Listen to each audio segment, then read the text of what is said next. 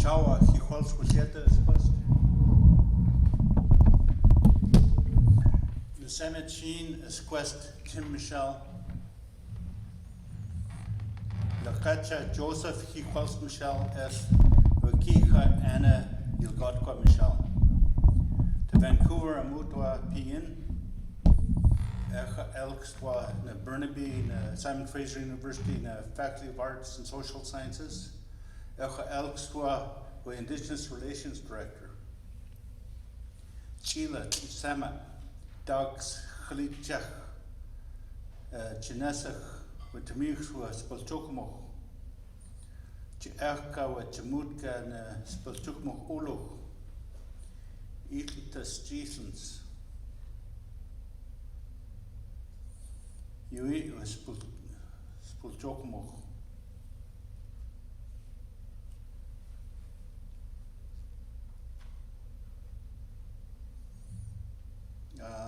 Now I'm going to speak in English. Everyone, my name is Hijuals Huicheta, and my settler name or my colonial name is Tim Michel. My late father was Joseph Hijuals Michel, and my mother is Anna Ilgotkwa Michel. I live in Vancouver now, but I'm originally from Secwépemc, Chase. I work in Burnaby at Simon Fraser University at the Faculty of Arts and Social Sciences. And my job is Indigenous Relations Director. And like settlers, I wasn't invited to come to these lands of the Spolchokmoch, or the coastal peoples. However, I enjoy being here on their land, and I eat their food. Shameless, I know. But this is something to think about. For each of us that come from other places of the world, other places, parts of Canada, whether you're Indigenous from Canada, from other places or not, we have to remember that we're here and we're doing well. We're eating the food from the land from around here. We're using up their resources, and they never invited us here. I wasn't invited here. And here we are, looking for a better life, but we're doing it on the backs of the people of the coastal peoples, the Spolchokmoch. And I think this is something that I'd like you all to remember. Now, some of the things, and I share this with Martin and other people, that when I pass to my next plane of existence, in my will I've asked for 5% of my estate to be given to the young peoples of the Coast Salish, so that they can have bursaries and scholarships. And this is part of my commitment to the peoples of this area, because I, like most of you here, most of us have done quite well on these territories, and ethically, we all have to think about what that means to us. And for myself, it means that I have to give back in a number of ways. One is to make donations to bursaries and scholarships for the local peoples, and to leave part of my proceeds of my will to them too. So I invite you to think about that and act accordingly to how you want to ethically behave in your lives. You istuks.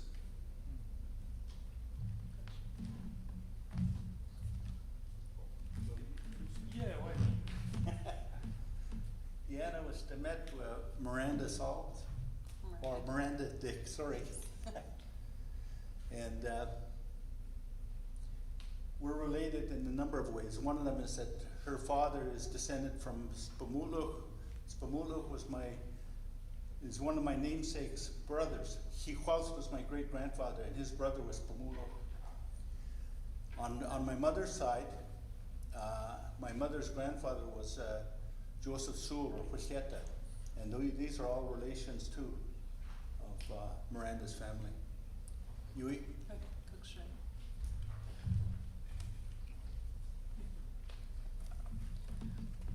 Huaycahuayta Chios Cuesta Secwépemc. My Indian name is Chio, and that means the little fawn. I have 5 children. I have a stepdaughter, and I have my partner back at home. And Skitchin means the Coyote Rock and his son.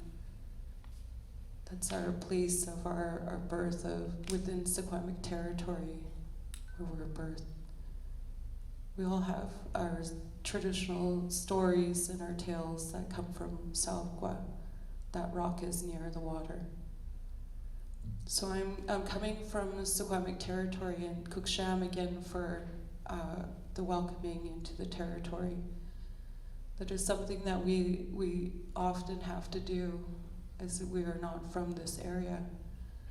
And out of just the courtesy of the Secwépemc people coming to a different territory, or anyone for that matter, it isn't just the land acknowledgement, it actually entails that you'll honor and care for as though you're walking amongst your own ancestors to care for within that traditional territory for your family and so forth. So today I'd like to talk on the laws pertaining to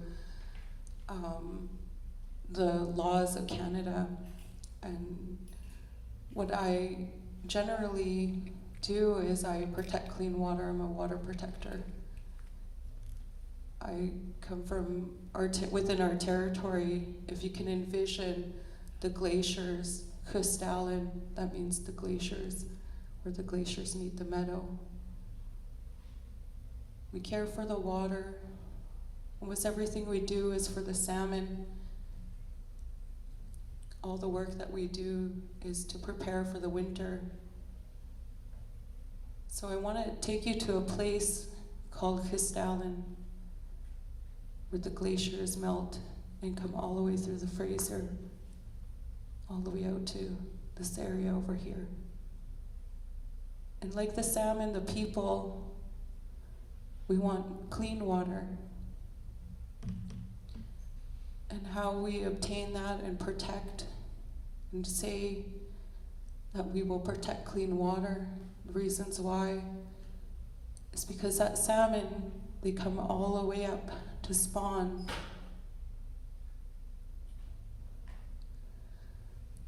They come up and spawn in our area. They go all the way, they come in a 4-year cycle. And so that 4-year cycle, they'll come all the way up, out to the Fraser, out to the ocean, go all the way up to Alaska and come back down again.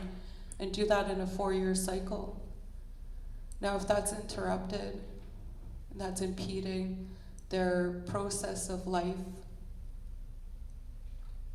talking about environmental impacts that they're facing, the destruction of Mount Poly, the tar sands, the spill, the fires, the flooding, all under climate change, the murder and missing Indigenous women, all these things that we have to talk about, at the same time live it. Here I have a quilt. It's all for clean water. We got people to mail in their 10 by 10 inch squares under artistic point of view of how you can say no to a pipeline. So I travel all over with this quilt from within our territory. Me and my sister sewed it together, and we put it together for our talks and discussions. We go into school districts. And I talk the same way I'm talking now, because it's all about our environment.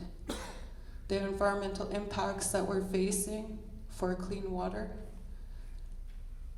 The 215 children were found at the residential school near to Kamloops, and at the same time are still stealing the children to steal the land.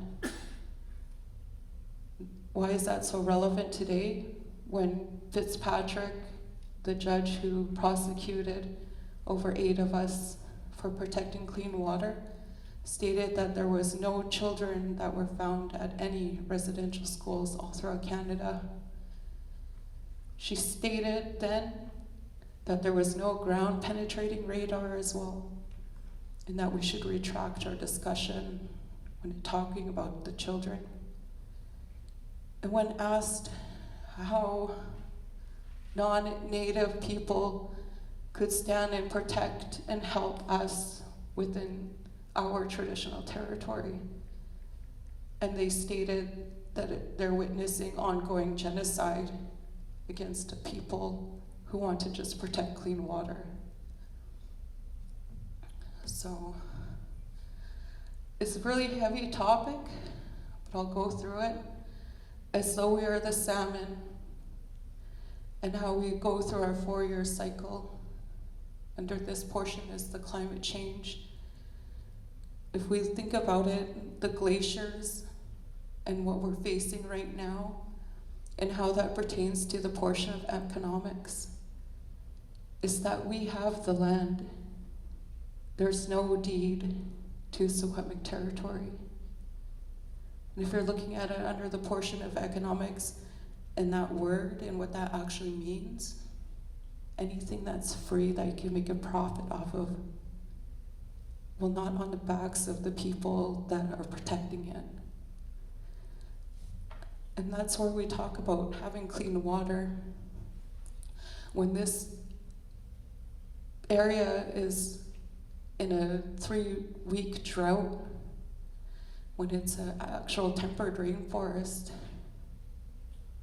when talking about climate and economics, we're talking about money and how that is impacting the Indigenous peoples of the surrounding territory. And here, the people are saying no.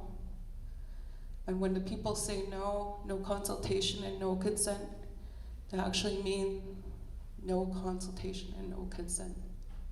So at any point in time, when you hear people say that, when they say that they have not been consulted, and Canada owns a pipeline, it's a conflict of interest.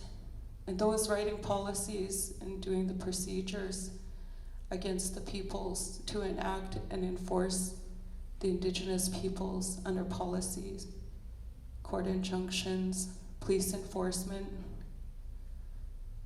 those are all impacting Indigenous people when we say no. We don't want the water to disappear. We don't want the droughts. We don't want 1,000-year-old cedar trees to be decimated from sides of hills, from the glaciers. And what you can hear always is that we say no. No consultation and no consent. When you say there's no consent, what does that mean? You do not consent to be forcibly removed, to be violated by RCMP, to be highly impacted by our environmental racism. When we say no consent, when we say no consultation, it means that you having a tea for a tea light thing, and you consulted me because you talked about a pipeline and you built it somewhere. Under that, policy and procedures have to change under these agreements that have been signed. Number one, under liabilities, is that in no shape or form has it ever said that the Secwépemc people have given consultation or consent. When we took Canada to court and we state we are the Secwépemc people and this is what we are doing, Canada has no answer for that because they don't have a deed to the land.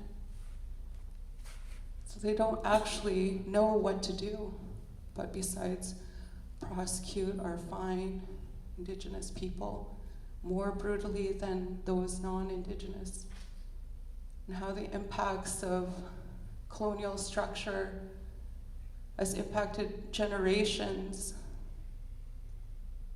and how that pertains to the 215 children found into Kamloops. When Canada has committed genocide against our people and we say no, we're prosecuted. For standing up and still saying we're still here, that we're still here having to, and within our language, within our songs, within our dances, still say that humans still exist within the traditional territories.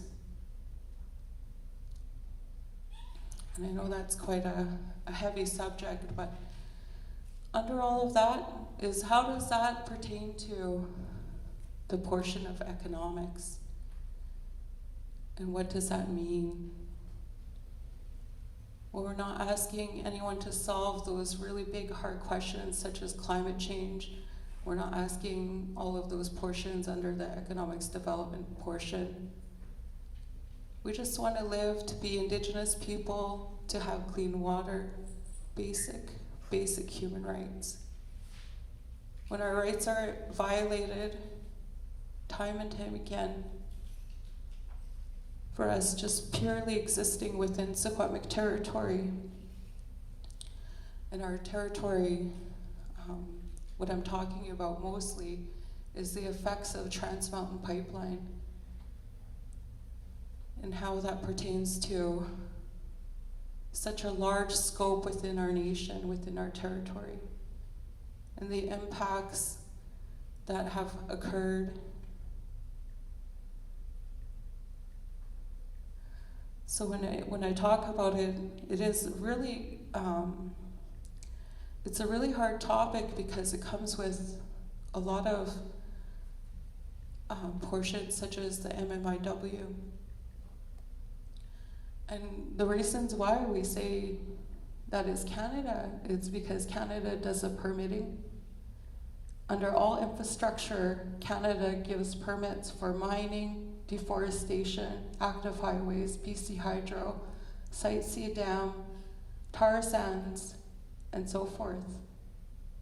So when we're saying MMIW, we're actually stating that this is what's going on in Canada's implication into ongoing acts of genocide against our people. This is what we're saying is occurring to us. And an inquiry handbook guide on how to harm Indigenous people was their inquiry, so that they could look good in the UN portion into the inquiry and to have a commissioner look over all of that. We had a lot of relatives that came out and spoke against the brutality that Indigenous women are facing within our own community, within our own nations. Displacement was one of them. One of the largest grievance that they had in MMIW was displacement. When we're talking about infrastructure on these mega projects, the #1 portion is displacement of Indigenous peoples. Peoples in the lower poverty range are highly impacted as well.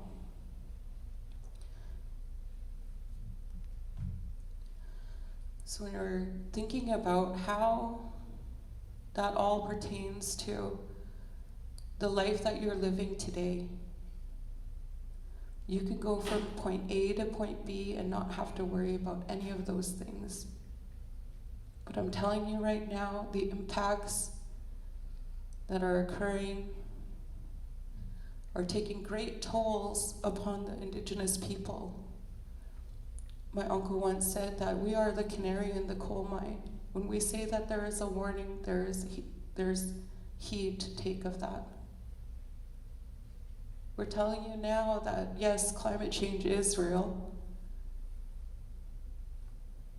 his impacts are impacting us so detrimentally that it is risen the heat zone areas for rainforest, temperate rainforest, to be greatly affected.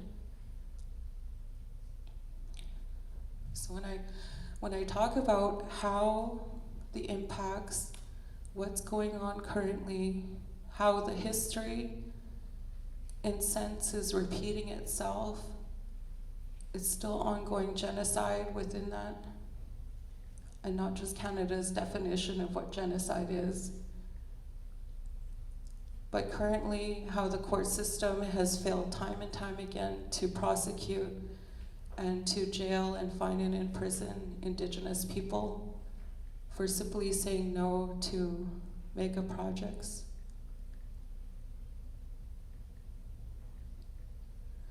They need the Site C Dam for one of the mega projects, for all of these tar sands to come through the territories of traditional peoples. Displacement at the highest level. Displacement comes in many forms. Under that is there's no food, impoverishment. Displacement meaning that you can't afford where you're living. And also displacement because you said no to a pipeline. Because the government actually makes it their portion to make sure that anyone who signs on with those deals and agreements, and if you're saying no and you have opposition, you could be forcibly removed from any meeting, from the land, from the territory, by simply saying no within that territory.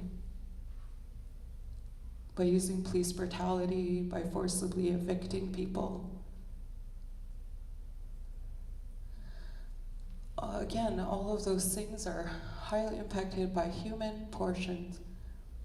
We haven't even talked about the animal aspect of the actual watershed protection that we need to take care of. Like I said again, majority of our grievances is with Canada because the permits are mostly coming from them under the licensing for mining, roads and infrastructure, hydro, and so forth. So Columbia Treaty is another one.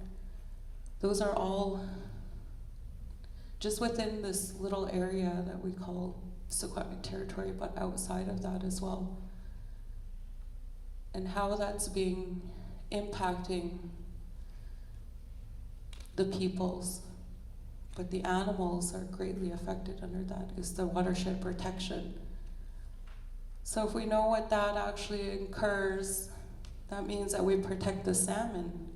We give voice to the salmon as a relative, our aqua, our swell. Means that the bears will be able to eat and the whales out here on the coast can eat food. Protected under that. I have to say wild salmon because again, there's a portion that is farmed or inland farmed fish. We're talking about our protected wild salmon, the sockeye salmon. Again, our quilt here that was created, that was put together by a number of people all throughout the areas, mostly focuses on water and how to say no to a pipeline.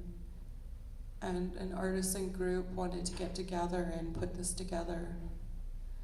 And she's a dear friend of mine. She works for the Quilters Guild in Chase. She gave us the idea of putting a quilt together. And that was one of them. And also artistic is in the t-shirts that we have here.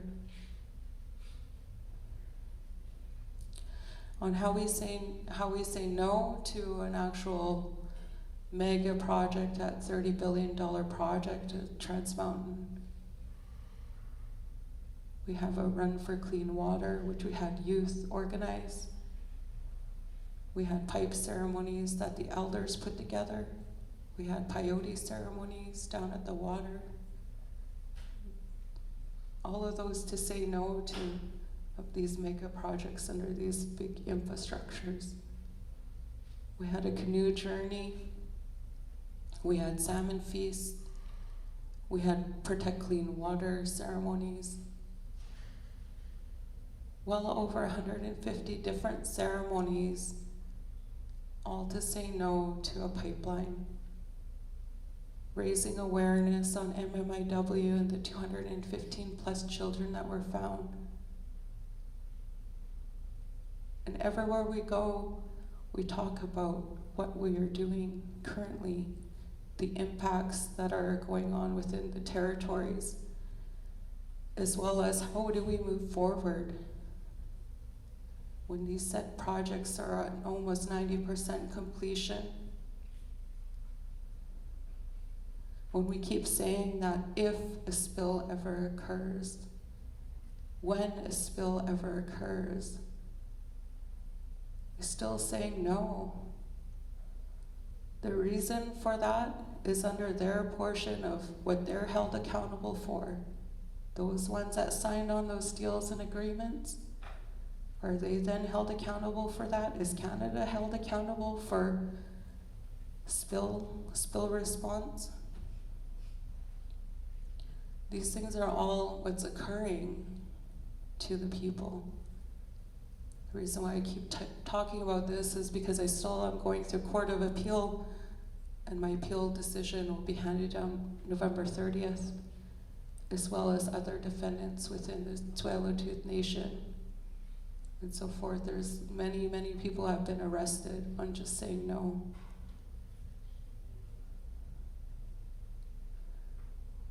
And how that's impacting within the territory. By us just having to say no to mega projects within that.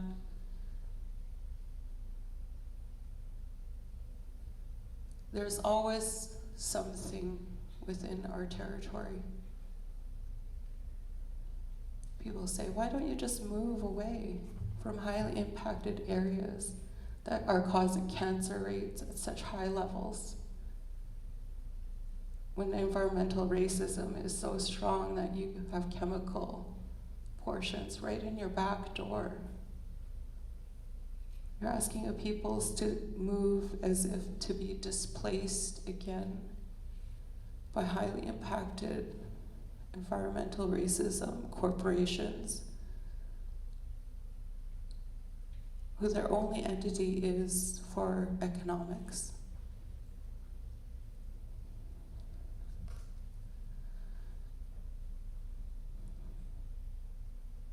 When we were younger, we were taught that we take care of our Mother Earth, we take care of the water from a young age within all aspects of humans. And we think about what that actually means in a prayer form. We pray for all to have that aspect of clean water, to have care for Mother Earth, to be able to say when something is not right, to say that that is not right. We were taught at a young age to be able to stand up and say, no, you can't do that. We instill that in our children. When you see injustices going on, you have to say that is not right. If you don't, you're complicit, you're compliant, meaning that it's okay that the deforestation is going on. It's okay if they wreck up all of our salmon-bearing streams for profit. I don't know anyone who would be able to think that that's okay. But it might not impact you now, it might impact our future generations. And what I'm telling you now, today, is that it is impacting. I'm telling you right now, it's impacting me, it's impacting my family, and it's impacting my children. Now it's up to us to individually think of how we can make things better, work towards a better future, and what we can do in the next portion of our lives. When we move forward and we think of how are we going to make a difference, say for the Indigenous peoples of this area. We had over 2,000 people arrested at Burnaby Mountain alone, saying no to a pipeline. And the request is that we keep on going, do what we need to do, say no to a pipeline. But actually under all of that is under that policy change and procedures that we're talking about. How are we going to make a difference within that change and be the change under positive roles? What we could do today. Not saying everyone's a protester, I'm not saying that. Like I said, there's well over 150 different ways to say no. We did that in our ceremonies. We had people who baked goods for us. We had people who dropped off food for us. There's like many forms of how to say no on opposition. Driving an elder. On how you could actively be involved.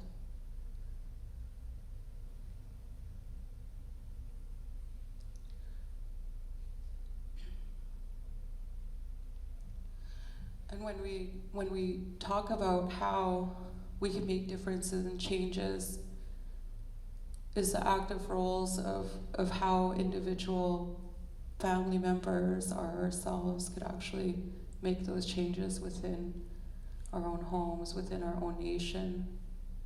I can go on about 150 years plus years of their colonial structure onto the Indigenous people. But I think of change, I think of positivity, I think of what's coming for the future. And it'd be the change that you want to be, is creating all of those within your own home, within your own self, to be the positive change and how you can make things that are so simple, make high impact on different people's lives.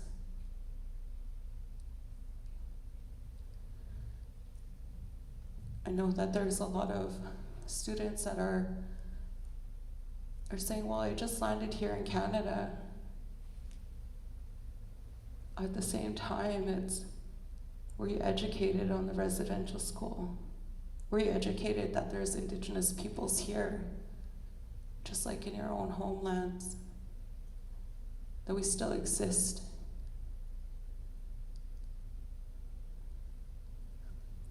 And yes, the portion of like, well, Canada is making a difference. Canada's not the bad guy. Actually, I'm getting my grades here.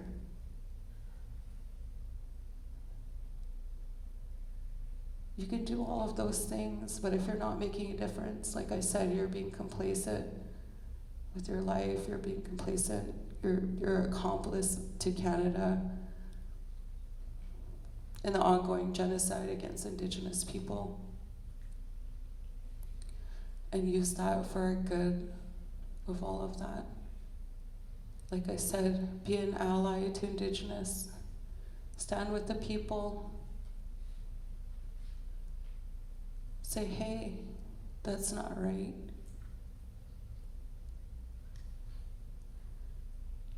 When our friends went into court and they said, I'm a witness to ongoing genocide against the Secwépemc people, that's allyship. It's one way. We also have our friends who They feed the front lines. And what that means is that we grow our own traditional foods within our traditional territories, and we make sure that these front lines get food. There's like so many options, the endless possibilities to being a good ally. Good allyship is one thing that's not really talked about as to how you can help Indigenous people within that. And just by having the land acknowledgement, being a part of that, is to understand the area that you're living in and being able to help within that. Not just the environment, but the ecosystem as well.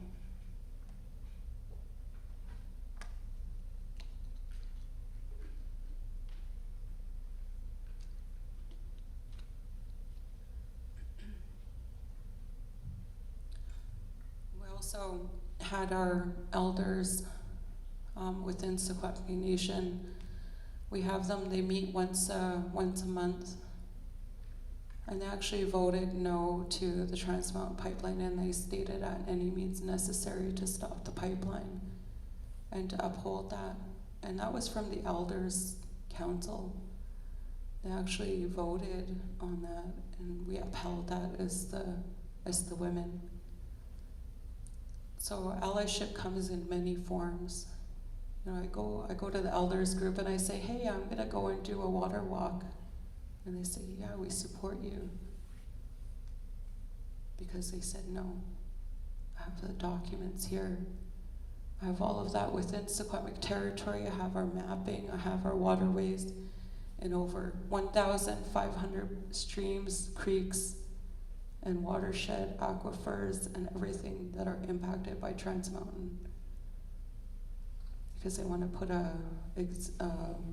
twinning of this portion through our territory. And when we say it's conflict of interest, you can't govern the people in one hand and get them to sign the deal in the other hand, because you're starving, you're forced starving. You're forcing starvation onto the people. It's a conflict of interest.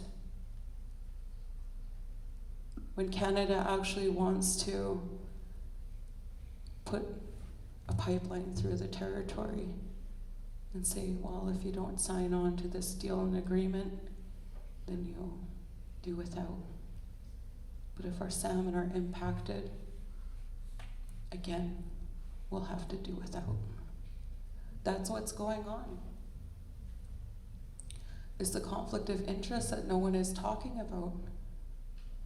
Is how could they sign these deals and agreements that are impacting our people and saying that's the best choice under this alternative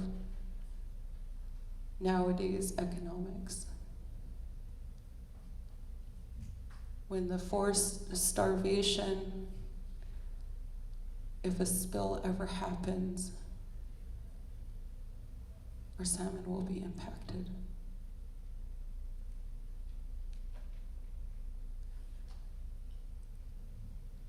I was just talking earlier about the impacts of deforestation along the Coquihalla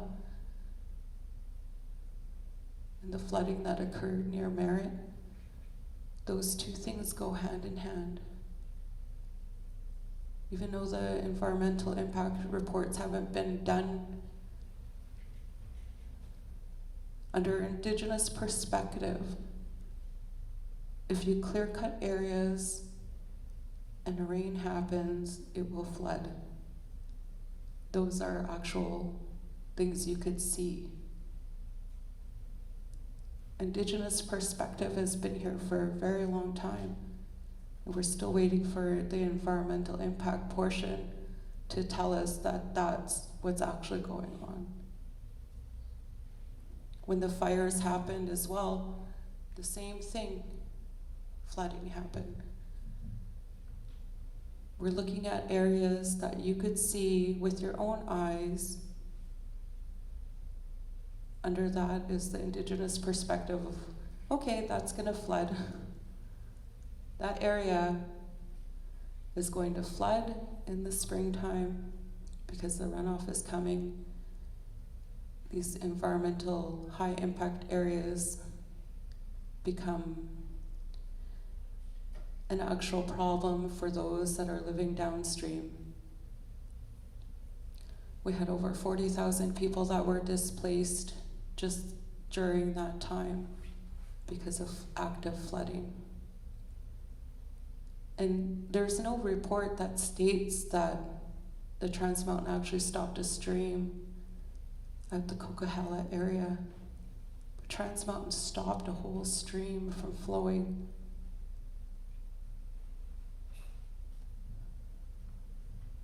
And that will have devastation impact on the Indigenous peoples of the surrounding area and those who are less inclined for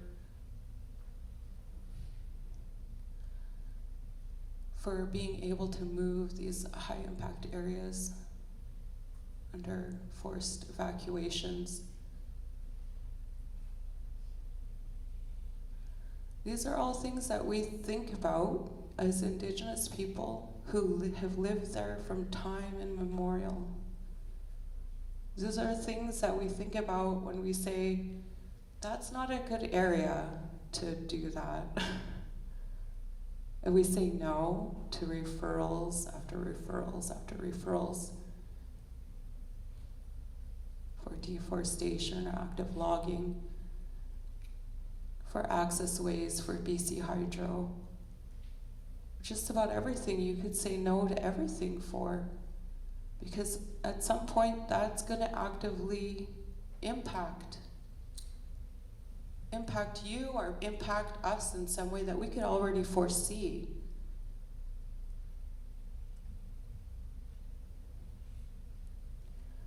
And under that is the environmental portion.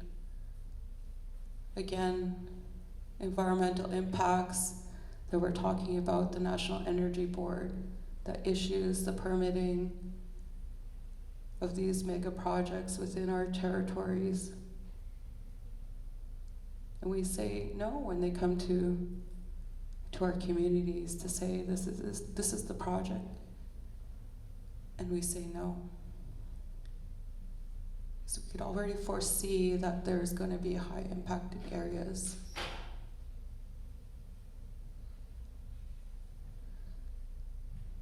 All of those things that I talked about, yeah, it may be doom and gloom, but we're still here. The environment, the people, everything, all the work we're doing, we're still here. And unless we're wanting to make a difference and change,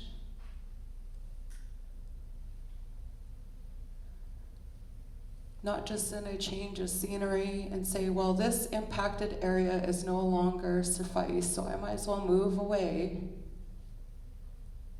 because I've depleted a resource that has been there, our Mother Earth.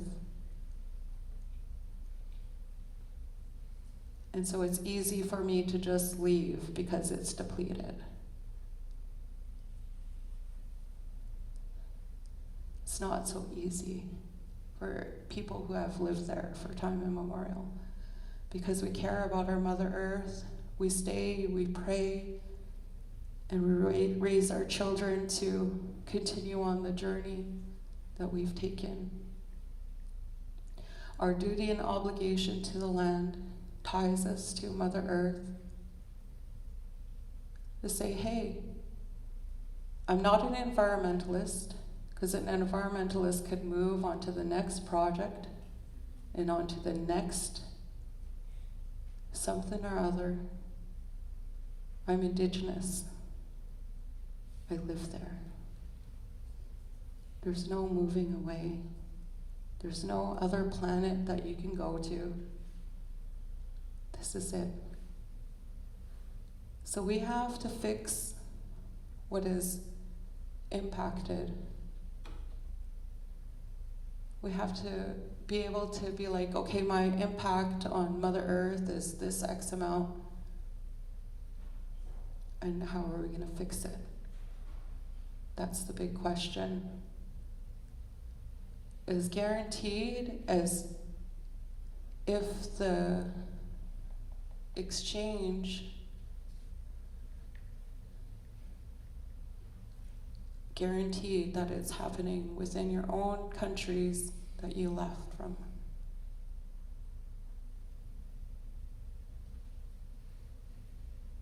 The same things that I've talked about are the same things that you face to come back here, to come to this area.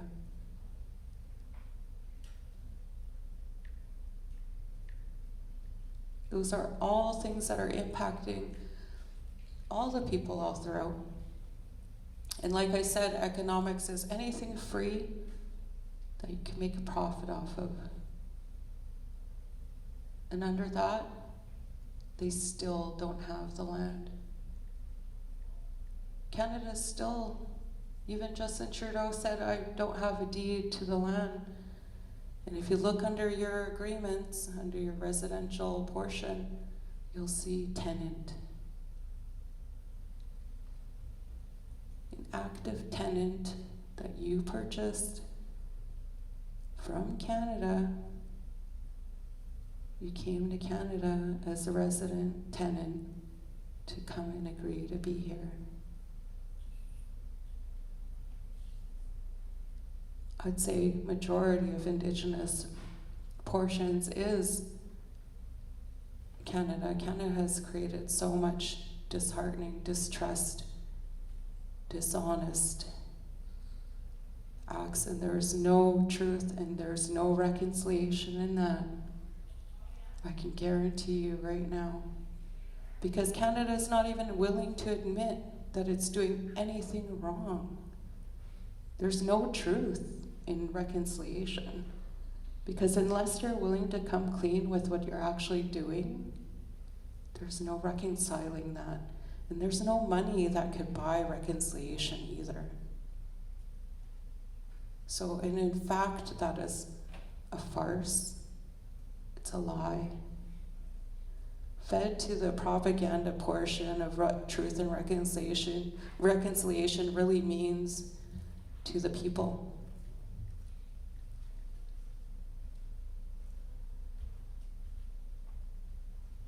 Because Canada still will not recognize that.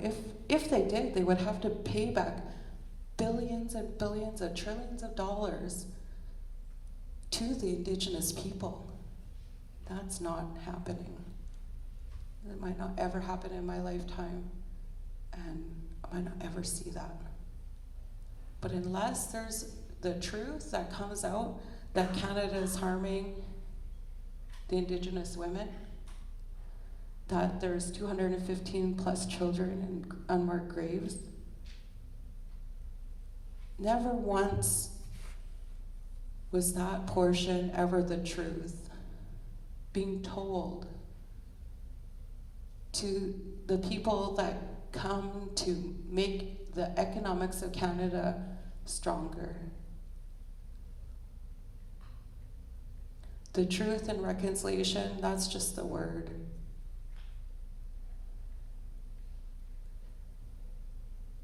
That's just another day that they could say that the September 30th is their truth and reconciliation signing.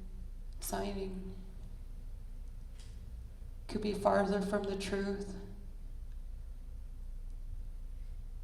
When it actually says under two parts of that truth and reconciliation is displacement and the theft of the land.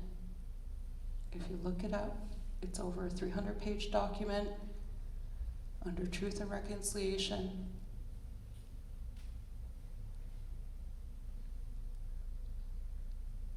Not wanting to admit that the people here exist still to this day, not just the Secwépemc people, all the people throughout the traditional territories.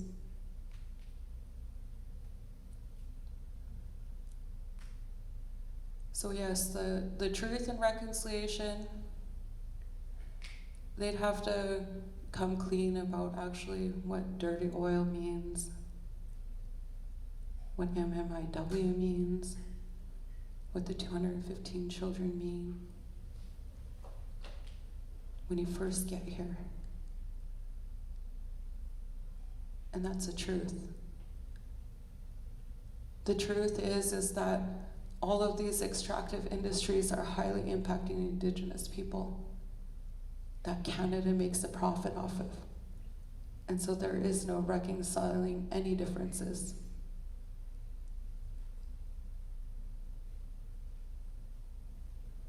There's no way that Indigenous people will say, yeah, that's a really good idea. I think I actually want to get exploited. Like, I don't know anyone who would say not without my consultation and not my consent when you're forcibly removing Indigenous people off the front lines. That's what no consent means. Do not touch my body. Do not forcibly remove me from my traditional territories. And unless Canada is willing to drop all in-court injunctions all throughout, stop prosecuting Indigenous people for standing up for the land and clean water, and the portion of the truth may come out. So all of those things is that truth and reconciliation, we'd have to have that 100% that they're liable under liabilities, and ensure that they can ensure that no one will be harmed, assurities. I don't know anyone who could assure under that liabilities portion. They may assure that they could actually, I don't even know if they could do that on the pipeline either, but you know, if they have no way to liably get their money back because they can't secure that may never happen to Indigenous people when they're causing harm and inflicting harm.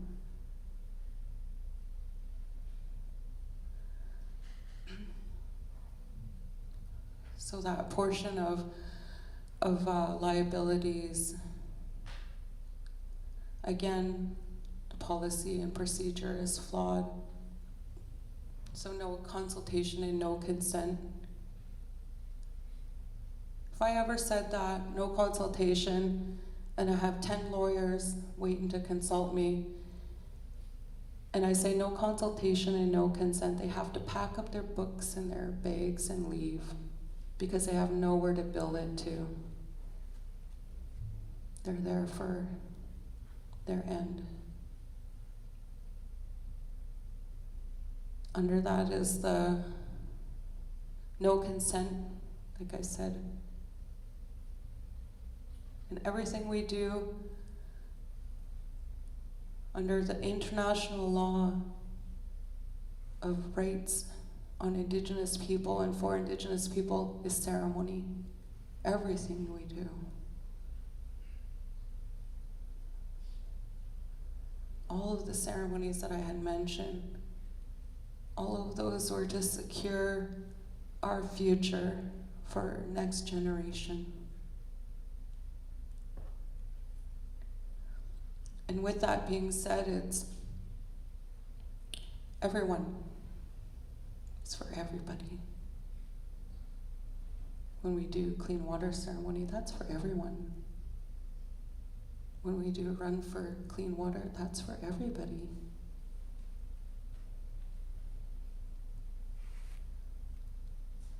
So with all of that being said, moving forward, what we're able to do, what Indigenous people are able to do, is to be able to secure our mountains, our glaciers, our waterways.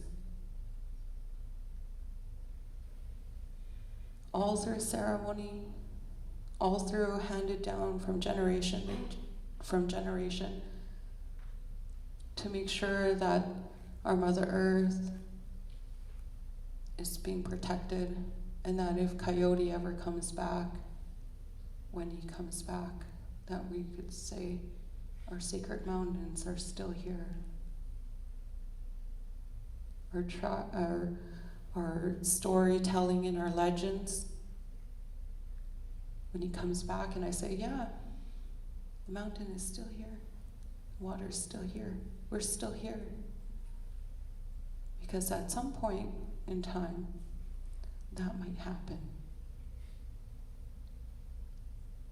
And so I hand that down to my children and so forth, for future generations, that will take care of that area. So I went through a lot. I went through a lot of how those are impacted, future generations, like so much, almost into the trauma portion. But guaranteed that we still find within all of that is how to laugh, how to enjoy life, and keep moving forward. Make it a better future for everybody. Those little things done by everybody will make the world better. Those things, those water ceremonies, those offerings to the ancestors, that medicine, all of your whole body is medicine. Love your body, love the world, be that change, positivity, be what you want it to be in the world. And you want it to be beautiful. That's why we create such beautiful artwork. That's why we live in a beautiful world. We want beauty in the world. We want our children dancing, our children laughing, our children with the language in the world. We want all of those things, so that's the part of how can you make change, how can you make a difference, is to look within all of that, within yourself, and find that out for yourself. Because only you can determine what that's going to look like, what the future is going to look like.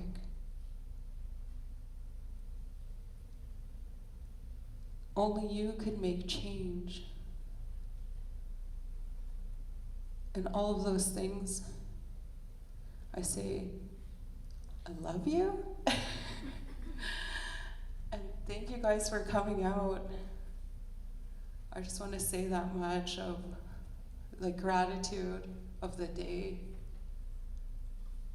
I want to give thank you to Martine for inviting and having ceremony in our lives, and our family that we create.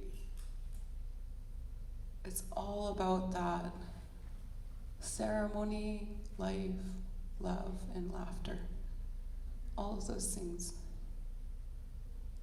Aspire to be what you want the world to be. Just make those changes. And for sure, you'll see within that time, you'll see change, positive change. And everyone here could make the positive change into those roles that you want to put into active change under that policy and procedure portion. You can make a whole structure change. Under that is all of those different cells that are out there making positive changes. We'll be able to oversee everything. So I love clean water. I love my children. I love myself. I love my family. I love my partner. I love you guys for coming out. All of those things, beautiful, just beautiful. Making the world different, changing perspective. So I say Kuksham, and if I left anything out, I'll be able to answer Q&A after this. So yeah, we'll go into the Q&A soon.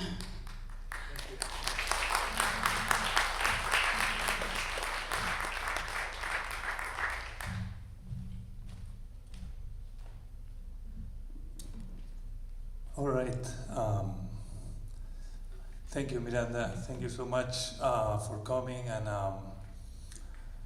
sharing your take on things. I really appreciate it, especially for all these young people. You know, I just want to say, I know maybe it's a lot. Some of you guys, I should get closer here. So some of you guys over there, some of my students, a lot of homework for you guys as well.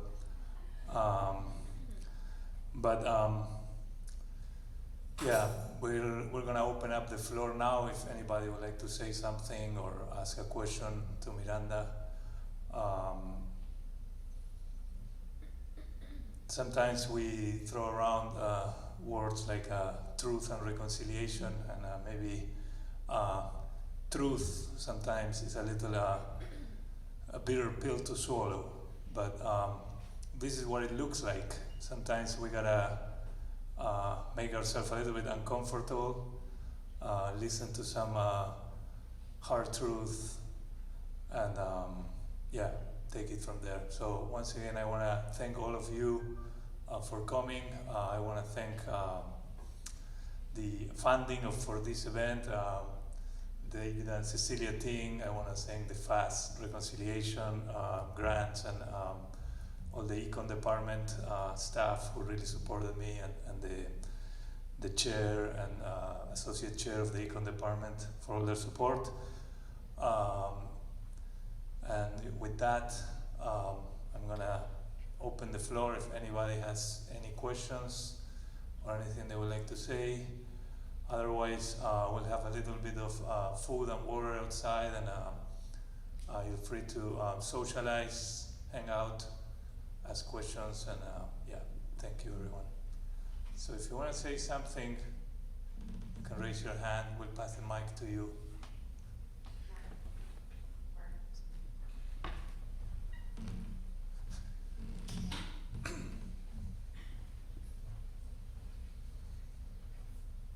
One brave young man, there you go. What are something that I guess we can do to combat this issue? Because given like, I guess, Canadians or like anyone who's just in Canada, yeah, what Okay. can we do to like help kind of? Okay, all of the education portion, we do have pages, so there's quite a bit of educational pages out on Facebook as well as YouTube videos, and the education portion is to help aid you in making those types of decisions and how you can help Indigenous people within that area. So if it's here within the surrounding area, there's lots of activities and events that go on just locally that I could think of. I really put that out there to say the George family and being from that territory, and others, quite a bit of other ones. So yeah, under the education is educate yourself within the surrounding area and how you can make impact and change. Thank you. Anybody else have a question? Yeah. Atia, yeah, it gets for the people over there. Thank you so much. I was wondering if you could speak a little bit to help us know even the little steps that we could do in our own home, within our own family, to support in protecting clean water, besides the educating ourselves and our families. Anything that we could do on a day-to-day basis? Okay. Well, I guess it would be just like how you're going to get involved, right? So We do a lot of community work within our own community because it starts there first. So we go to drum circles, so we have drumming and singing. We have Secwépemc, which is our language.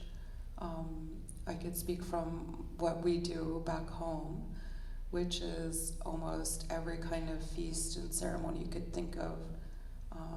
So yeah, it really depends on what you want to do and how you can help and assist. But I have a lot of friends that want to know how they can help us, and one of them is that, you know, one of my friends, she does beekeeping, she does waxes for our traditional medicines, and I guess it's just how you want to be actively involved in what you want to actually participate in. So from drum circles to Secwépemc to growing food for the front lines to, you know, just making those connections and how you could be actively involved. And it's good to know people within that area that you can actually get involved with. And there's quite a bit of Indigenous people, say, in the downtown Vancouver area. The other part is the front line, so downtown Eastside Women's Center actually requests that they have a lot of participation under volunteer, and most of our work is under volunteers. So we do leafleting, we actually escort women to court support when they have to go to trial and testify against offenders that are harming Indigenous people. We have grandmothers who bake us cookies. We have just endless possibilities of like how to help where you want it to go, right? So I'm just kind of giving a broader of like how we help out down here and downtown East Side. We do a Feed the People, so it's a day where you can come in and just do that, just feed the people deer meat or moose meat, and majority of the people walk away and they say, I haven't had deer meat since I left my territory. I haven't had moose meat since 15 years ago when I left home. So those are the kinds of things where if you want to be involved, it's like, it's when and where and upcoming. So we also work with the Vines Arts Festival, which is a community-run project, which is all through music.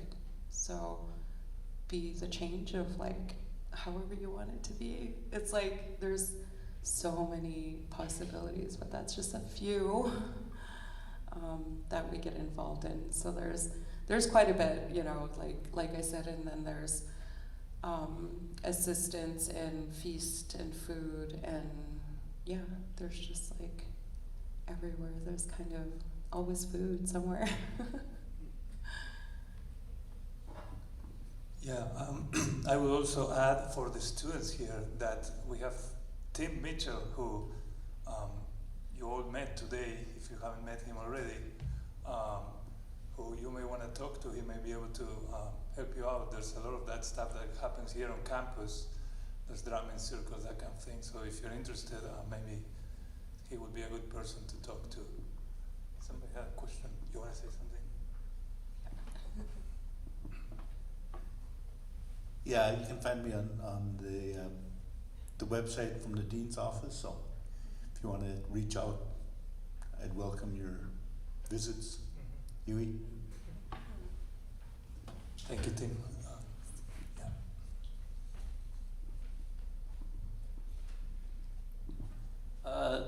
Do you see there is an inter-conflict between First Nations? You know, there are some First Nation groups in like Calgary, they want to buy 30% of the Trans Mountain Pipeline equity stakes.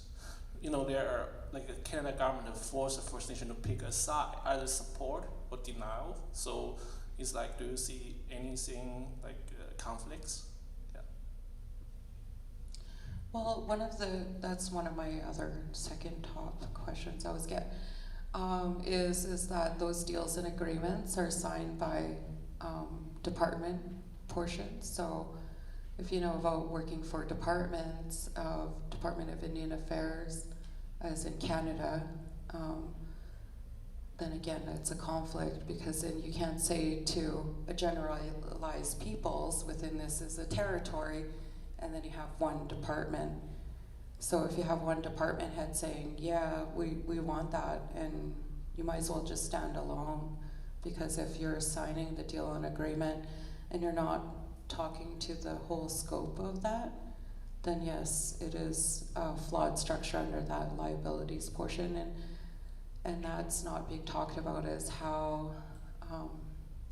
if a spill occurs, under who's liable, and the liabilities, and also the cleanup and of that said spill or infrastructure, and that's just one of them. I mean, there's Mount Poly as well, and if you think of that, that was another major corporation that spilled into the waterways and affected for almost, that was since 2014, and so it highly impacted the Indigenous people under salmon. So yes, it is that deal and that agreement. So it'd only be them that are liable for it, not the whole nation, or not the said, everybody. So if that kind of answers it.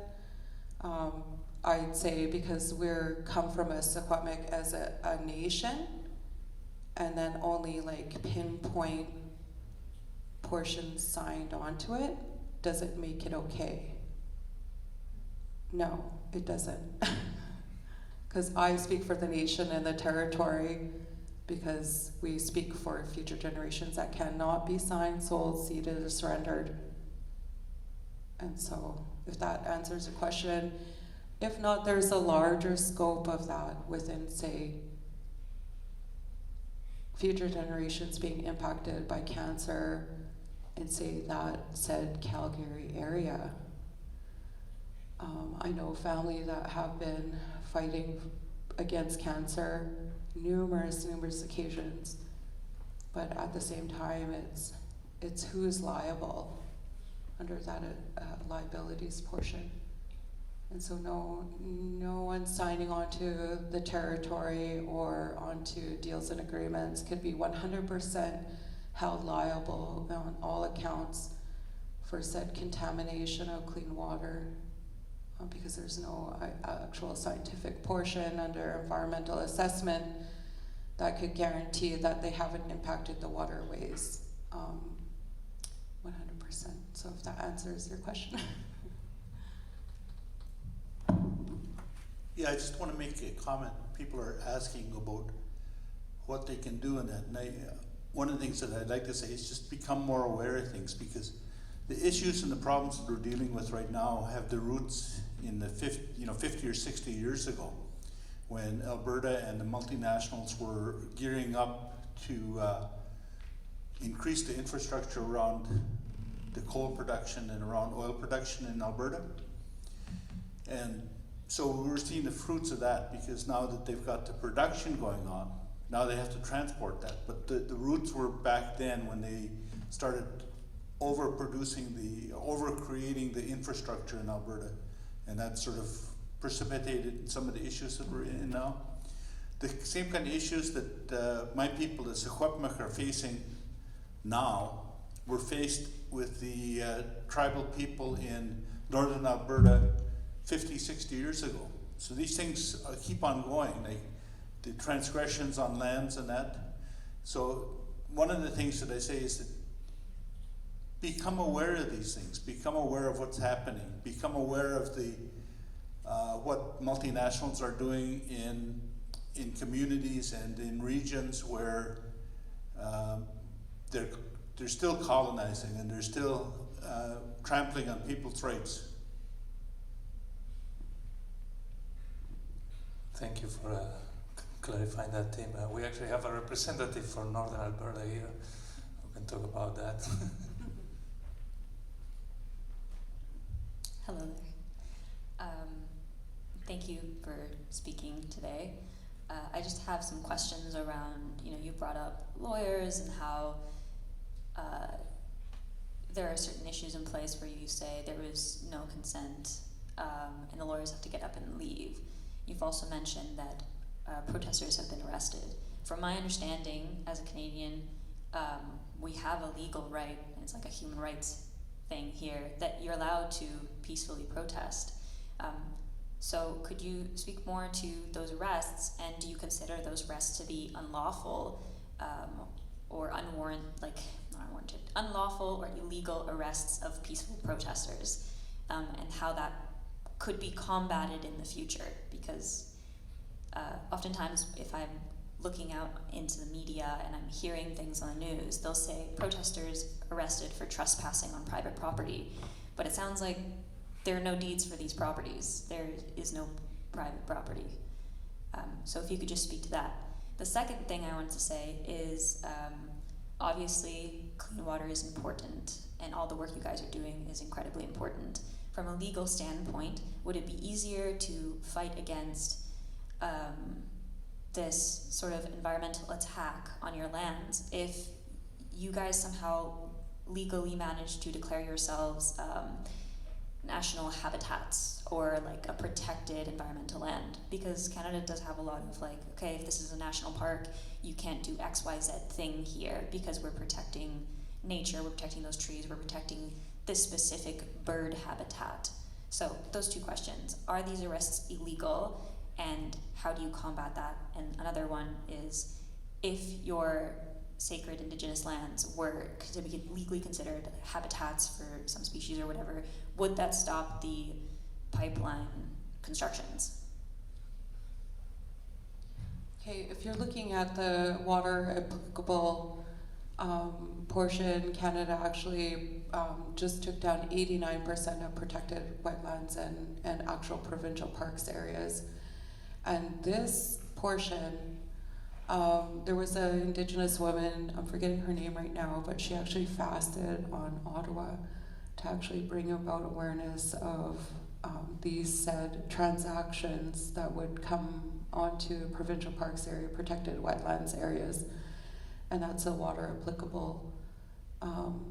And that was actually voted on and passed, I'm not too sure the year now, I think it was 2016.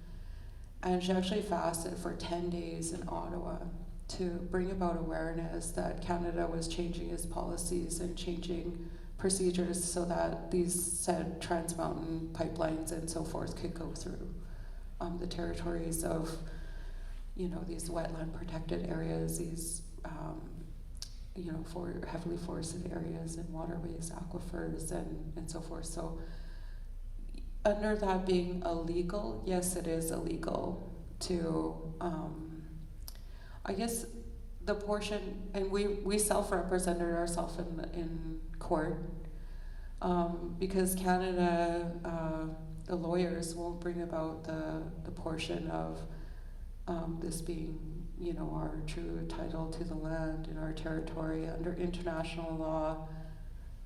The rights under Indigenous peoples, the violations that were going on that Canada was creating. And so yes, we do have that legal perspective, which is different than the said Canadian peoples of the area, right? So if you're looking at Canadian law as in Indigenous, federal, provincial, courts usually are signed on, and portion of that is federal and provincial. So if you're looking at international law, which supersedes the ruling in Supreme Court decisions, under our third portion appeal, we have our human rights violations that have to be listened to. And so we're on the second stage of appeal process, and some people, Indigenous people, have taken that upon themselves to go to the third portion, where their stories will be heard, and they're gathering up stories just like ours and given testimony as to displacement, high impact areas, MMIW and so forth. And so yes, there's the illegal portion of it not being owned by Canada, and that's where we say, hey, you don't own the land. And therefore, we'll probably always end up in some kind of litigations or mitigations, because the whole thing is that they're actually not looking at creating any policy changes as to how to do duty to consult and the proper adjudication portion. So if you're looking at adjudication, it's actually Canada's portion of how to legally protect their end under adjudication. And what we've been requesting was that they actually look at that as they have a duty and obligation. That's what adjudication means. Like, to who? To Canada, who's fining and imprisoning us. And they'll look at their own policies and their own changes as to how they're going to implicate themselves. So I don't think that that would really help. But the illegal portion is, yes, it's highly illegal to actually sign deals and agreements of Indigenous people, and it's actually quite treasonous to actually continue to do such things. But we keep on raising that, and you always see protests, or you always see like those types of things on the news. But that's our that's our last resort. We've gone to literally thousands of tribunals, referendums. We voted. We've had like thousands of stories, legends, protection, elders, women, all of those on the council that we talk with before that's like the last resort of doing a protest or getting a forced arrested or whatever. Like, that's literally what their wording is to water protectors, but that portion is our last resort. So when you see people like at Ferry Creek, same thing, last resort. There's been time after time at the legislative building, there's been petitions, there's been signing, there's been letter writing. They have the people who write letters, they have policy change makers trying to make changes, endless things, and they're still going ahead with actively logging 1,000-year-old trees. So yes, there is that portion of it being illegal, because that is what it is, illegal arrest. It's illegal to for them, I like to switch the wording, because the illegal portion is I'm lawfully on my land, I'm lawfully within my territory, I'm lawfully abiding by all rules that our people put forward within our structure. And then there is the foreign entity, as in Canada law, implementing its own selves onto Indigenous people. And we see that time and time again, say with the Wet'suwet'en. They have 1,000-year-old structures of hereditary chiefs, matriarchs, and the elders and everyone, and they still are being forcibly removed from the territories. So yeah, there is the illegal portion of that, is Canada can't keep doing what it's doing, because it's gonna keep on running into the same problem, because they keep on issuing these types of work permits.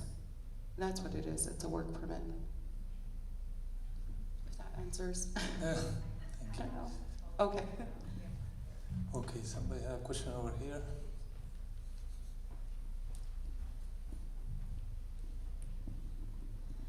Hi, and again, thank you. This is an amazing speech. But something I recently learned about and want to address is that there was originally, before Canada had a constitution, or maybe it was with our constitution, I'm not sure, but there was a legal act signed by George III that acknowledged the sovereignty of all First Nations unless they had sold their land or ceded it over or somehow or other given permission for other people to use it.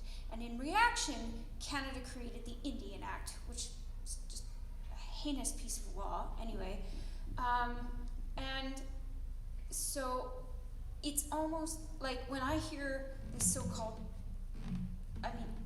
any environmental protest I've ever been to has been a bunch of cops or those assholes, the CIRG, is that one? Yeah, anyway. Seeing people get literally beaten and violated for standing up for their own land, and having gone to, a protest that was all against like trans people, and there was a bunch of neo-Nazis there. They didn't get arrested.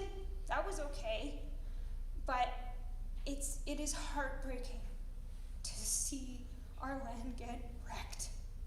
And I think it's really, really important that people do start to look at, if you want to see good coverage of what's been happening at Wet'suwet'en, go look at the narwhal. They've been covering it for ages, in depth, very honestly. And it's, I mean, I don't know, this is a big issue. And thank you for showing your part of it, because it's so easy to get lost in the city where we don't have to deal with it personally and right in our faces all the time. But it's a huge thing. And the fact that you are saying, no, we have these rights, you've always had these rights. Our government took them from you. And I feel terrible for that all the time, even though I'm, the daughter of immigrants, and I also say this for people here who just don't know. These are our first people. And in some ways, like, yes, I was born here, and I am Canadian, but, I hate to say it, but we have our home on native land, and that's true. And I'm just kind of getting into this, and yet you sharing your history and your experiences is a huge honor. And in the language of the people here, Haichka. Sorry, that wasn't That's okay. That's okay. Thank you. Thank you for expressing yourself. Yes. Thank you. Any more questions? Back there. I'm getting a workout out of this.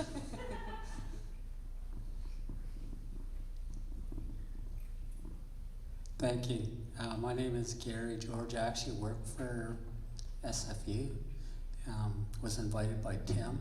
But I just wanted to add to some of the comments. One of the questions was what can be done to help? It could sit here for the whole afternoon to answer that, but just in a nutshell, I would definitely say for the students, always have a big question mark over reports on Indigenous issues.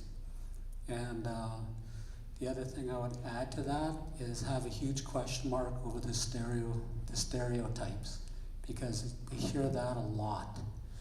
Lots of people believe that we get free education, free housing, free this, free that. But all you have to do is look in the east end of Vancouver.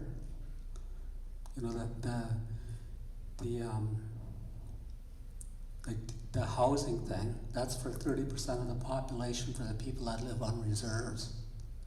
And education funding, same thing for people that belong to a band. So always have a huge question mark over some of the things you hear in the media. Thanks. Yeah, thank you so much for that. Any more questions, comments?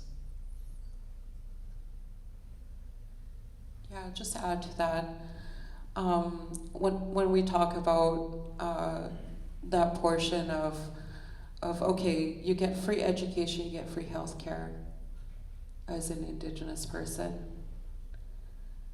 when in actual there's a reserve, if you're looking in an actual reserve, I mean not like reserve lands, I mean an actual trust that has been set up by said Ottawa for Indigenous peoples to access all of those services that are provided through healthcare and provided for education. So no, in no way is that shape, form, or form supplied by Canada as citizens. That's all from our Mother Earth. Like I said, the economics portion, if you're looking at a to World Bank portion, they need those to go hand in hand in trust, that they put that into a reserve bank. So no, those are specific monies that are set aside because they're raping and pillaging our Mother Earth. So no, it's not free. It comes at a cost. And that education, healthcare, and housing is all to be managed again by Canada. So all of those things are said and done again from the time you're born until they even pay for your coffin on reserve. So no, it's not free.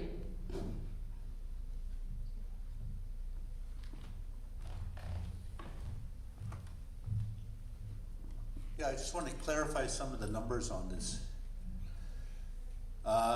We've taken a look at some of these numbers, and in fact, probably somewhere between 25 and 30% of Indigenous peoples are getting sponsored and supported in some form for their schooling. But that leaves almost 3/4 of the Indigenous students on campus not getting any financial support. So there may be some truth to some parts of it, but overall, the vast majority of Indigenous students are not getting supported in any way, shape, or form. Thank you. Any questions, comments? There. All the way up there. I was just up there.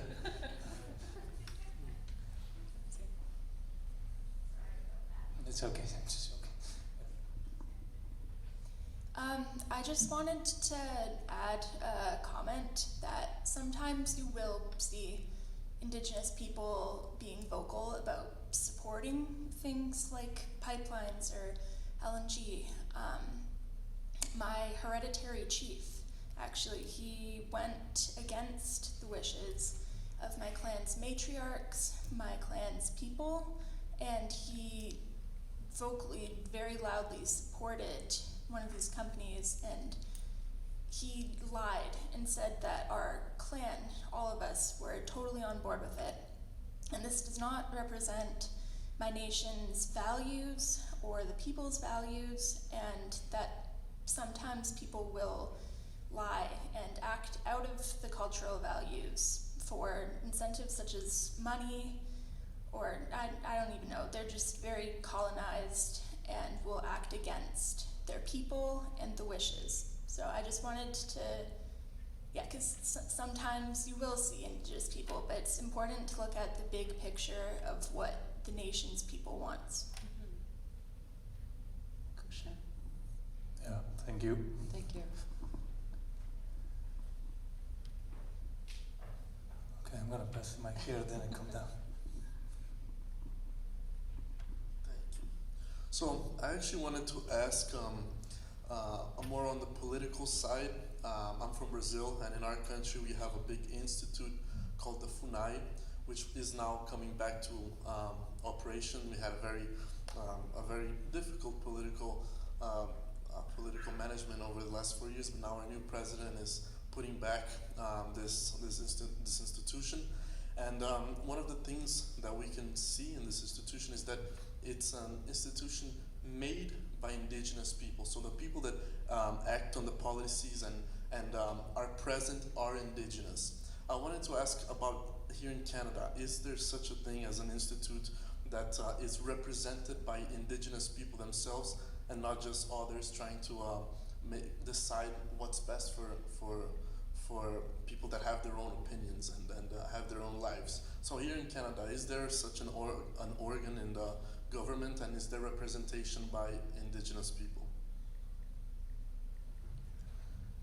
Well, every nation has that, and so they make decisions on policy change and procedures, but that's just for the nation. So I can't speak to every nation, but I do know that a majority of nations within traditional territories have their own portions that they address, so such as water or deforestation and so forth. They'll address that on their own terms and their own timing.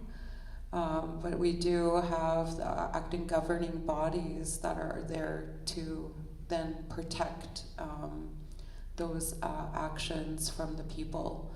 Not all the time are they at the will wishes of the people, but we have to stand on a forefront of being under collective decision making under nationhood. So yes, there are acting governing bodies that are making those policy changes and procedures, but they're to different territories. So I can't speak to this territory, but I do know that they actually do have said opposition, because in nowhere is there said, okay, you could oppose this here in this little box, but they don't even have that on the table.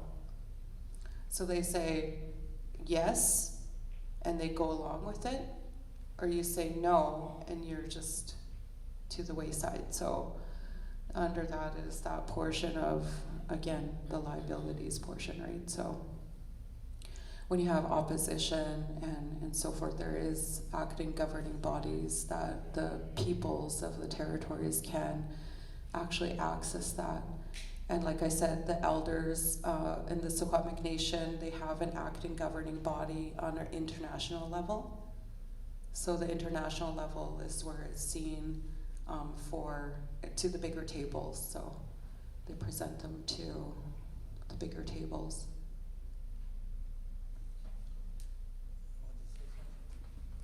Same with children as well, sorry. Yep, we have projects that are pertain to children mostly, and then we have youth council and so forth. So there are acting governing bodies that we can address these at as well. So in many shapes or forms, just like in any category, we would have that pertain to that governing body. Yeah, I guess further to the question, one of the things about Canada is that there's 7 major language groups with Indigenous peoples, and that's like Scandinavian languages in Europe and Romance languages in Europe are examples of language groups. There's 7 of them in Canada, and somewhere between 50 to 60 distinct languages within those groups. And so a national voice for Indigenous peoples in Canada really has only been around since the 1960s, maybe. And that national voice is, well, I don't know how comprehensive it is. Like, they don't necessarily represent everybody. They do represent supposedly all First Nations in Canada, the Assembly of First Nations. But that excludes anybody that doesn't belong, isn't directly affiliated with the First Nations, and it hasn't included Métis groups either, or Inuit. So, in terms of representation, yeah, it's difficult because of the fact that there's so many different diverse groups in Canada. And I think I want to address the comment about support for pipelines, because each of these different communities and regions have people that have their own free will. Many of these areas do have people where the majority are probably against pipelines, but I think we have to recognize that there are communities that have soberly looked at everything and thought that the evidence is showing them that they might as well participate. Like it's 50 or 60 years in the making for these pipelines to come across. And so some of the different tribal leaders are saying, well, it's going to happen, or there's a lot of pressure for it to happen, and if it's going to happen, then there should be some economic benefits for their people. So it's a mixed bag out there. I think that we can't assume that everybody's against it, just like in Canada, we can't assume that everybody's against pipelines, because not everybody is. And I think we have to be respectful of Indigenous peoples and recognize that individuals and groups within Indigenous peoples have the right to have different opinions too. So just to remember that. But the thing is that we're impacted by it. Like I mentioned about the what happened in Alberta starting 50 or 60 years ago, and the tremendous health issues that were brought up because of the overproduction of oil and different things and other types of heavy metals out there. And what's happening in the Secwépemc territories and in the northern territories of BC, those are affecting us a lot. And you know, as we mentioned, you know, it's affecting our fisheries, it's affecting our water, it's affecting everybody's livelihood now because the forest fires that are happening, the erosion of our lands along the watersheds, that's happening to everybody. So what Miranda has brought up is something that we should all be cognizant about, and we should soberly look at all of these things and think about what we can do, not only to support protest to it, but also to support different ways of thinking and different approaches to these really problematic issues that we're facing in this world. Thank you. Any other questions? Yeah. There's a lot more questions than I thought. That's good. Thank you. Hi, my name's Amanda. I'm a student of economics. I'm in Martin's class. I've just noticed a shift in our coursework towards more communication-based work. We want, seems like students, we want to be able to, speak to our findings, speak to what we've learned. Just on that note, and on the note of land and water rights, I'm wondering if there's any terms or common language that you've witnessed that we students, of econ can use or switch to be either more respectful, to bring more awareness, or just for our own understanding. Just asking about any changes in terms or common language.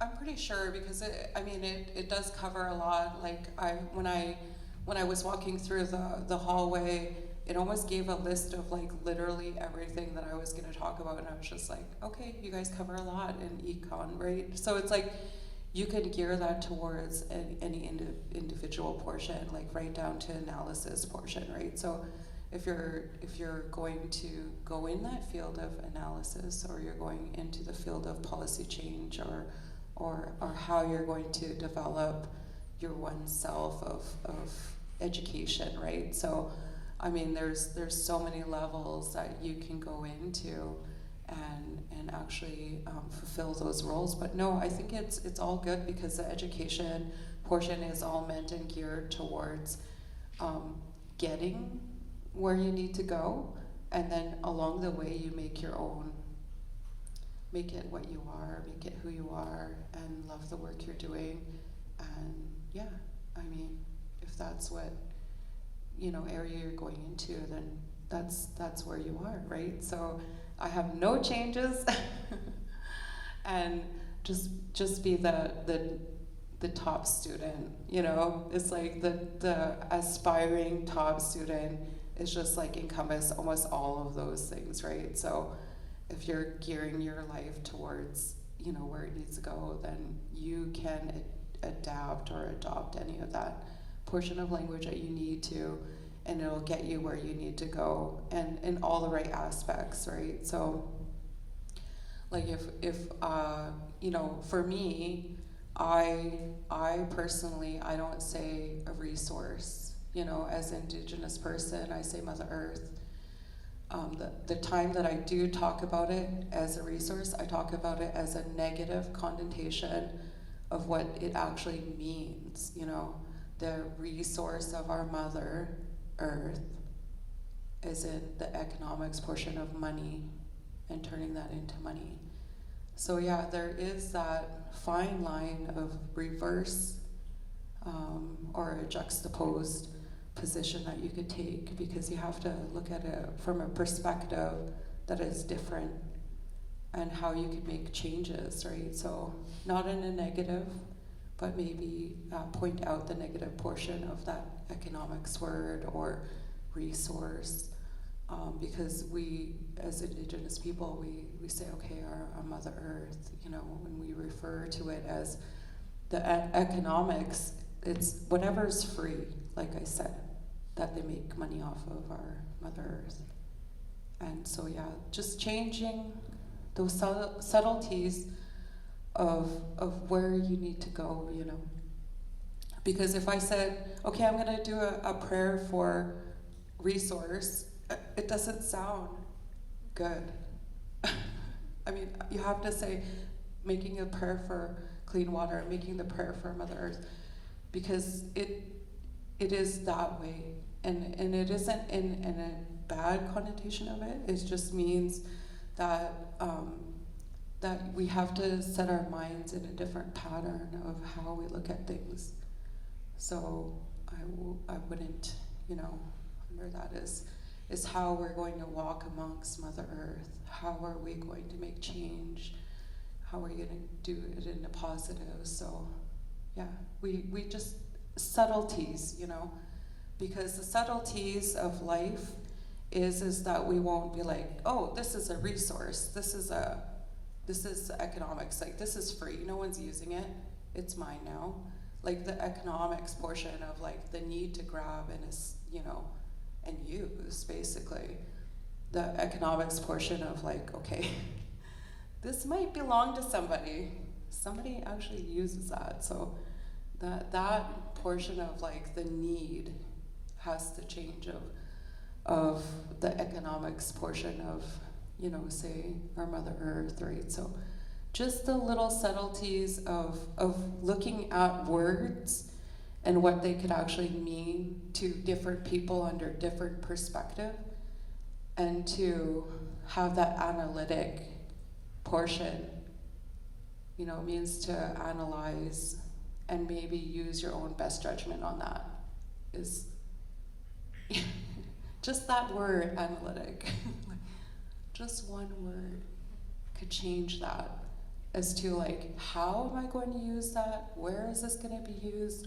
You know, where am I going to use this water? Where, you know, all of these things, so that it changes your perspective, the underlying issue of it being into a more positive. So if that answers your question, and everything has at least 5 different meanings to different people.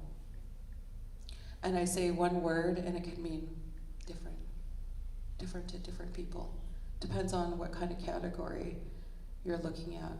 But if you're looking at it as a first-year student or as your practicum or however you want to look at it, it's all different to everybody, but analyze it under 5 different ways. Because guaranteed one of those marginalized groups or minority groups will be affected. And if we're not having the people who we're talking about being at the table, then we're not making changes. So yeah, so if that kind of answers it. Thank you. Any more questions? Okay, then I guess we can move on to food. If not, oh, you have one more question. Thank you for the opportunity to speak again. Something that was just sitting in my heart as I heard everyone's comments that is a little bit difficult for me to express. It's something that I had the blessing of receiving the teaching from Miranda's father and yourself that helped me out a lot when we talk about curiosity and having that space of openness and that question mark over our heads. Something that really helped me is also even questioning what it means when we call ourselves Canadian. I heard so many of us, it gives me a lot of hope, and I'm really thankful for those of us who actually are here and who have, it seems like, have taken a lot of steps towards educating ourselves on all the things that have happened here and are happening here continuously on these sacred lands that we live on. So really considering, especially when I look around, including myself, so many of us are immigrants, what we call immigrants, you know, whether it's first generation, second, or I don't know how many it could go back to call ourselves immigrants to Canada, really considering what it means to be Canadian. Is there actually such a thing to call ourselves Canadian, and what are we following when we say Canada? So just wanted to leave that. Thank you. Thank you. All right, so any more questions? Okay, we can kind of move to the food. As you guys can see, there's a lot of different issues that come up in this kind of discussions, and there are no simple answers in a lot of ways for a lot of you guys. Some of the things you heard today may be new, so just do your homework, learn about these issues, and hopefully this can just be like a first step towards having more of these conversations, which I believe we're at a time where they're becoming increasingly more urgent. So with that, yeah, I'll give thanks to Miranda again, and you're gonna close it. Okay, before you close it up, are you selling this? Yes. So one easy way about supporting, you can buy some t-shirts from her, okay? So they're gonna be outside, we'll probably set them outside, and come talk